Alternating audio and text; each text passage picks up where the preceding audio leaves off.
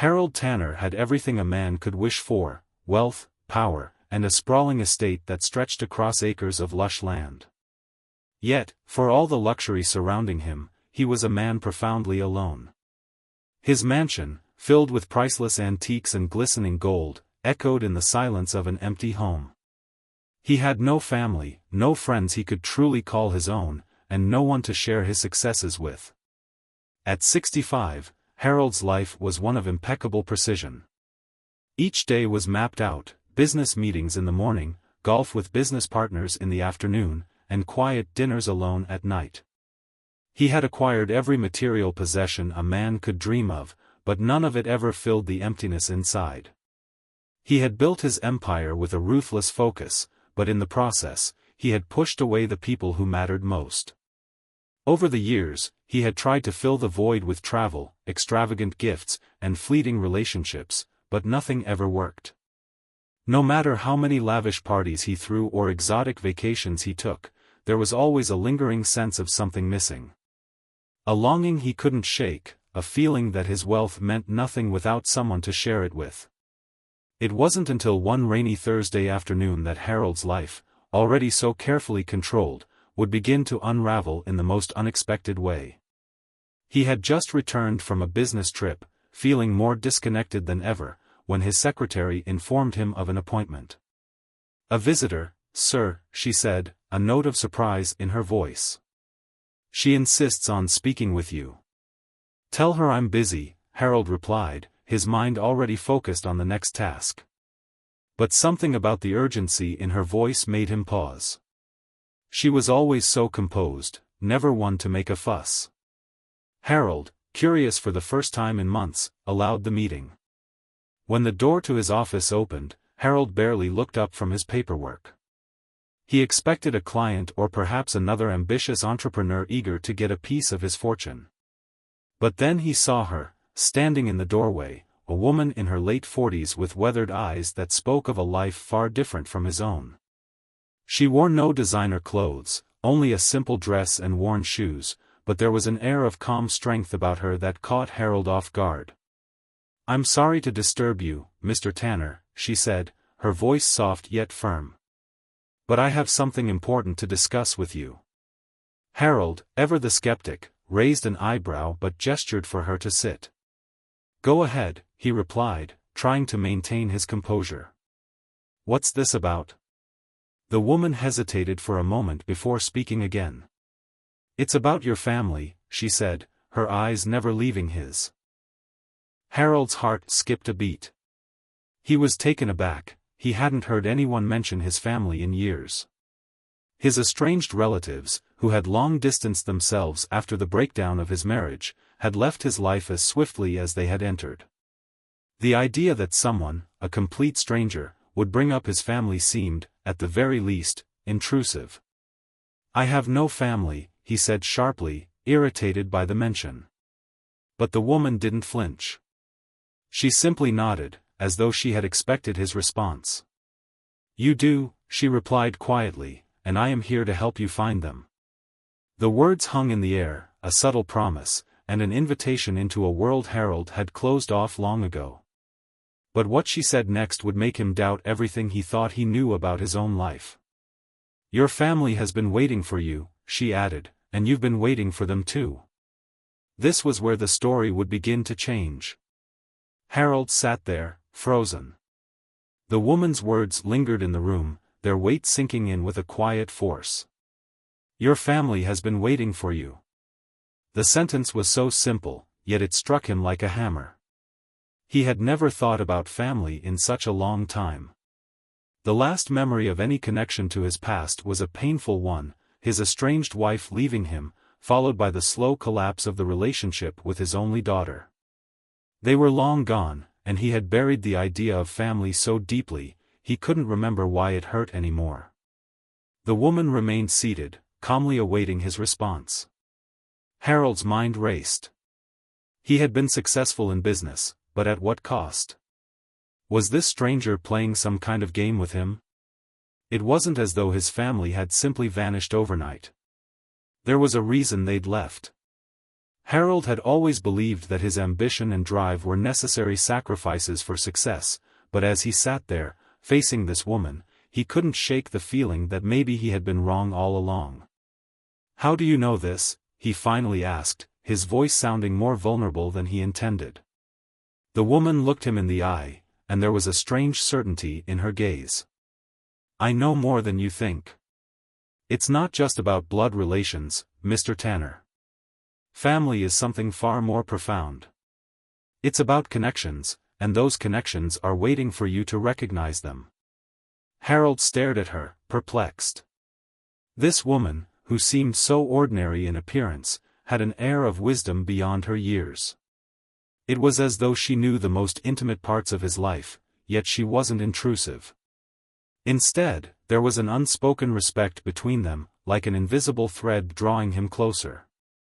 He didn't understand it, but he felt a strange pull to listen. "What do you want from me?" he asked, his voice a mix of skepticism and curiosity. The woman smiled gently. "I'm not asking for anything, Mr. Tanner. I'm here to offer you something you've been missing, a chance to see your life through a different lens. Your family isn't lost, not entirely. They're just waiting for you to see them, to reach out. And when you do, you'll realize that everything you've worked for means nothing if you don't have someone to share it with." The words hit him harder than he expected. Harold had built his empire with a singular focus on wealth, power, and influence. Yet now, in the face of this stranger's words, it all felt so hollow. Was she right? Had he really been so consumed with ambition that he lost sight of what mattered most? Could it be that his family, his daughter, his ex-wife, even distant relatives, were still waiting for him to make a move, to reconnect? The woman didn't press him further. She simply stood, her calm presence filling the room. "I've told you what you needed to hear," she said, turning toward the door. "The rest is up to you." Before Harold could respond, she was gone, disappearing into the hallway of his sprawling mansion, leaving him alone with the turmoil of her words. He felt something shift within him, an unease that had been lying dormant for years, suddenly awakened. A realization dawned: for the first time in a long time, he had to face himself. All his wealth, all his success, couldn't protect him from the deep ache of loneliness that now gnawed at his soul. He spent the rest of the evening in a haze, replaying the woman's words in his mind. Family. Connections. The terms seemed foreign, but they resonated with a truth he hadn't allowed himself to acknowledge. As the night stretched on, Harold realized something else: he couldn't ignore it anymore. Something had to change. The next morning, Harold made a decision. He would track down the woman. He didn't know how or why, but he couldn't let go of the feeling that she had offered him a chance to fix what he had broken long ago.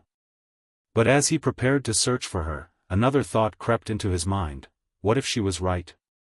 What if his family was waiting for him? And, most troubling of all, what if it was already too late? Harold couldn't shake the woman's words. They echoed in his mind, growing louder with each passing hour. He spent days trying to find her, searching through every possible lead he could think of. But each attempt led to a dead end. The woman had vanished without a trace. No one seemed to know who she was or how she had gotten into his mansion. It was as though she had never existed. Just when Harold was about to give up, he received an unexpected letter. It was hand-delivered to his office, no return address, no sender's name. The only thing it carried was a single sentence scrawled on the inside: "You will find the truth when you're ready." That was it. Nothing more. Harold, now completely consumed by the mystery, spent the following week poring over his family's history. He dug through old records, hoping to find something, anything, that might explain the woman's cryptic words. His search led him to a dusty box of old family photos in a forgotten closet, where he uncovered pictures from decades ago. Faces of relatives he hadn't seen or thought about in years: his wife, his daughter, distant cousins. He was flooded with memories of happier times, before the divorce and the slow erosion of family ties. But one photograph stood out among the rest. It was a picture of his daughter, taken when she was just a little girl. She was smiling, holding a stuffed animal, her eyes wide with innocence. Harold hadn't seen her in years, and the pang of regret hit him like a physical blow. His daughter, now an adult, had grown distant, too hurt by his neglect to ever reach out.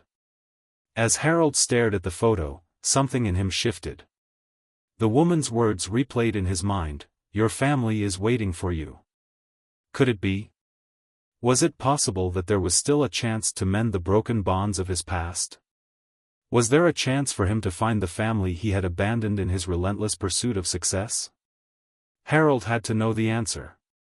And so, with newfound resolve, he reached out to the one person he thought he would never contact again, his ex-wife. The conversation was strained, filled with years of unresolved tension, but Harold pressed on. He apologized, something he hadn't done in decades. He admitted his mistakes, the ones that had driven his wife away, and the ones that had caused him to lose touch with his daughter. It wasn't easy, but it was the first step. "I don't expect you to forgive me," he said, his voice thick with emotion. "But I need to know. Is she still angry with me?" There was a long pause on the other end of the line. When she spoke, her voice was softer than he remembered. "She's hurt, Harold. You didn't just abandon me, you abandoned her too. She hasn't forgiven you, and maybe she never will." The words stung, but Harold didn't pull away. "I don't expect forgiveness," he said again. "I just need to see her. I need to make things right, even if it's too late." The conversation ended with a quiet promise from his ex-wife to pass on his message. And though Harold didn't expect an immediate response, a small, fragile hope began to take root in his chest. Maybe, just maybe, he could still make a difference. But what Harold didn't know was that this was only the beginning of a revelation that would leave him questioning everything he thought he knew about his family, and about himself. A week later, Harold received another letter. This time, it wasn't from the mysterious woman. Instead, it was a letter from his daughter. Inside, she had written just one sentence: "Meet me at the old oak tree in the park where you used to take me. I'll be waiting." Harold's heart raced as he read those words. It was as though everything had led up to this moment. The woman's cryptic message, the photo, his desperate attempt to reconnect, it had all been leading him here, to this moment of possibility. With trembling hands, Harold prepared for what could be the most important meeting of his life. Harold arrived at the park with a nervous anticipation he hadn't felt in years. The oak tree was exactly where he remembered it, standing tall and proud in the center of the park, just as it had been when he used to bring his daughter here on weekend afternoons. He had long since forgotten the joy of those simple moments, lost in the relentless grind of his business empire. Now, as he stood beneath its sprawling branches, the weight of the past seemed to settle on him. His heart pounded as he scanned the park, but there was no sign of his daughter. Harold glanced at his watch, then at the sky. The clouds were thickening, threatening rain, but he didn't care. He wasn't leaving until he saw her. Minutes felt like hours, and just as he was about to give up, he heard the soft rustling of leaves behind him. Turning quickly, Harold's breath caught in his throat. Standing there, at the base of the oak tree, was his daughter, now a woman in her late 20s. Her face was familiar, but the years of separation had carved a distance between them that neither could ignore. For a long moment, they simply stared at each other, neither knowing how to bridge the gap that had grown so wide between them. Harold wanted to say something, but words failed him. How could he ever explain the choices he had made? The pain he had caused? "Dad?" she asked, her voice a mixture of uncertainty and something softer, deeper, something he couldn't quite place. It was the first time she had spoken to him in years. He had missed hearing her voice, even though it now sounded more like a stranger's. "I'm so sorry," Harold finally managed to say, his voice thick with emotion. I don't know what else to say. I've been a terrible father." She shook her head, her eyes not filled with anger, but with the weight of too many years of silence. "You don't need to apologize," she said quietly. "It's too late for that, isn't it? Too many years lost." Her words were sharp, but they weren't filled with hatred. Instead, they seemed like a cry for the love and connection that had been lost in their family. Harold's heart broke as he realized the depth of the wound he had left behind. "I don't expect you to forgive me," he said, the words barely escaping his lips. "But I need to try. I need to do better, if you'll let me." For a long time, they stood in silence. Harold could feel the years of resentment, hurt, and confusion between them, but he also felt something else, hope. It wasn't easy, but he had made the decision to be here. To be present. For her. Finally, she spoke again, her voice softer this time. "I've been angry for so long, Dad. I don't know if I can ever forgive you. But I need to know why. Why did you let me go? Why didn't you fight for me?" Harold swallowed hard, the lump in his throat threatening to choke him. "I didn't know how to fight for you. I was so wrapped up in work, in building this life. I thought I was doing it for you. For our family. But I was wrong. I thought I could make up for everything by providing for you, but I missed the most important thing. You needed me. And I failed you." Tears welled in his eyes, not because he was afraid of losing her again, but because he knew he had already lost so much. It was a feeling of regret so deep that it felt like a physical weight on his chest. But as his daughter looked at him, there was something else there, a flicker of understanding, maybe even acceptance. "I don't know what's going to happen, Dad," she said quietly, her voice wavering. "But maybe, we can start over. One step at a time." Harold's heart lifted slightly at her words. It wasn't forgiveness, not yet, but it was a crack in the wall that had stood between them for so long. It was a chance. A real chance. They sat together beneath the oak tree, talking for hours, sharing memories from the past that Harold had almost forgotten. He told her about his regrets, his isolation, and the terrible truth he had avoided for so long. She spoke of her own life, the pain of growing up without a father, the challenges she had faced on her own, and the walls she had built to protect herself. As the sun set and the park began to empty, Harold felt a sense of peace that he hadn't felt in years. It wasn't a complete resolution, not yet, but it was a beginning. And that was enough. For the first time in a long time, Harold allowed himself to hope. The next few weeks were a whirlwind of emotions for Harold. He had spent a lifetime pushing people away, but now, with his daughter in his life again, everything seemed different. It wasn't easy, old habits die hard, but he made a conscious effort. He started by picking up the phone, calling her at least once a day. They met for coffee every weekend, and though the conversations were often awkward, they were real. They were trying, and for Harold, that was enough. But just as things began to feel like they were moving in the right direction, a sudden challenge threw everything into question.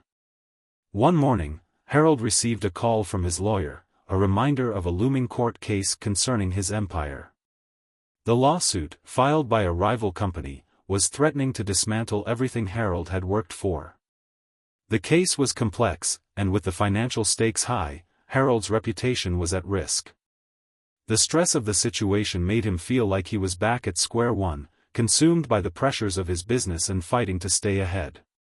He was facing the very thing that had ruined his life for years, the relentless pursuit of success at the cost of everything else. Sitting in his office, staring at the stack of legal documents, Harold felt the familiar weight of his past decisions pushing down on him. For the first time in months, he questioned whether he was ready to fully change, to let go of the habits that had governed his life. Was he truly capable of moving beyond his empire? Could he really sacrifice the world he had built for the relationships he had once neglected? The call from his daughter that afternoon hit him like a breath of fresh air. She was calling to check in, just to see how he was doing.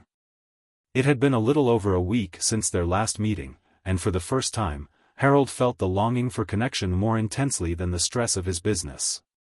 "Hey, Dad," she said cheerfully. "How's everything going?" Harold hesitated before answering, his mind racing with thoughts of the lawsuit and the pressure mounting on him. "Not great," he admitted. "I'm in the middle of a mess at work. I'm going to need to spend a lot of time on this. I don't know how long it'll take to fix." There was a pause on the other end of the line before his daughter spoke. "You've been doing this for years, Dad. And look where it got you." Her words were blunt, but there was no anger in her tone, only truth. "I'm glad we've been reconnecting, but don't let this take you away from us again. We've only just started." Harold sat back in his chair, her words hitting him like a cold splash of water.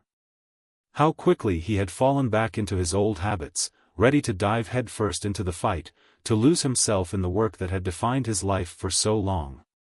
But for the first time in years, he realized that this wasn't the life he wanted anymore. "Don't worry," Harold said, his voice steady now. "I'll fix this, but I won't let it take over my life again. I promise." And so, he made a choice. He decided to step back from the legal battle for a while, handing over the reins to his trusted lawyer and advisors. It was a risk, but Harold knew it was the right one. He couldn't afford to go back to the man he had been. The pressure of his business was never going to ease, but he realized now that he had the power to change how he responded to it. The next few days were a test of his resolve. The calls from his lawyer became more frequent, the emails more urgent. But Harold chose not to dive into the chaos. Instead, he spent the time focusing on his daughter, on their new relationship, on the possibility of building a real family once more. That night, as he sat with her on the porch, watching the sunset, he felt something that had eluded him for so long, a deep sense of contentment. No longer was he chasing the next deal, the next success. For the first time in decades, he was simply present. He was just there, with her, living in the moment. But as Harold continued on this path of change, another challenge arose, one that would test his commitment to this new life, and to the idea that love, connection, and family could truly heal the wounds of a lifetime. The phone rang early the next morning, just as Harold was preparing to head out for a meeting with his daughter. He picked up the receiver, still half asleep. "Mr. Tanner, we've hit a major roadblock," his lawyer's voice crackled through the line. "The lawsuit's escalating. We need your full attention. You can't afford to step back now. If we don't act fast, your assets, everything you've worked for, will be at risk." Harold felt a familiar knot tighten in his stomach. The stress, the urgency, it was all back, threatening to pull him into the whirlwind of work that he had worked so hard to escape. But as he stood there in the silence of his mansion, Harold knew deep down that he couldn't go back to that life. He glanced at the framed photo of his daughter on the desk, a younger version of her, smiling at the park. It was a reminder of the days they had lost. Of the opportunities he'd let slip away in the name of ambition. "I can't do it," he said, his voice firm for the first time in a long while. "I won't. I'm not going to lose her again. I've spent too many years chasing something that didn't matter. I've been given a second chance. I'm not letting that go." His lawyer hesitated. "Mr. Tanner, you're risking everything." "I know," Harold replied quietly, "but what's the point of all this success if I can't share it with the people I love? What's the point if it means losing everything that really matters?" With that, he hung up the phone. The decision had been made. It wasn't going to be easy, and it wasn't going to come without sacrifice. But Harold understood something now that had eluded him for most of his life. The true measure of wealth wasn't in bank accounts or properties, it was in relationships, love, and the connections that shaped a life. Later that afternoon, he met his daughter again, this time with a sense of clarity he hadn't had before. As they sat together at the same park bench where they had first reconnected, Harold found himself looking at her differently. Not as a man trying to make amends, but as a father, someone who wanted to be there for her in the way he should have been all those years ago. "I made a choice," Harold said, looking into her eyes. "I'm not going to let the world of business consume me again. I know I've hurt you. But I want to build something real with you now, before it's too late. I don't want to waste any more time." His daughter was quiet for a long moment. Then she spoke, her voice soft but steady. "It's going to take time, Dad. I'm not going to just forgive you overnight. But I'm willing to try. For us, I'll try." Harold felt a weight lift from his chest. It wasn't forgiveness yet, but it was a step, a chance to prove that he was serious about his commitment to change. In the weeks that followed, Harold did what he had promised. He let go of the relentless pursuit of wealth and prestige. He didn't abandon his business entirely, but he shifted his focus. He delegated responsibility, trusting his team to handle the day-to-day operations. And instead of working late into the night, he spent his evenings with his daughter, reconnecting in ways he had never imagined possible. As he stood there on the porch with her, watching the sunset on another quiet evening, Harold finally understood the lesson that had been hidden in the fog of his ambition all these years. True wealth didn't lie in what you could accumulate, it was in who you had beside you when the dust settled. It was in the love, the forgiveness, and the shared moments of joy that filled the gaps between every challenge, every loss. Harold had been given a second chance, and he wasn't going to squander it. He knew now that the most important part of his journey wasn't the battles he had fought in the boardroom, but the battles he fought within himself to become the man he wanted to be, not just for his daughter, but for himself. As the sun dipped below the horizon, Harold looked at his daughter and smiled. The future was still uncertain, but for the first time in his life, he felt certain of one thing: he wasn't alone anymore.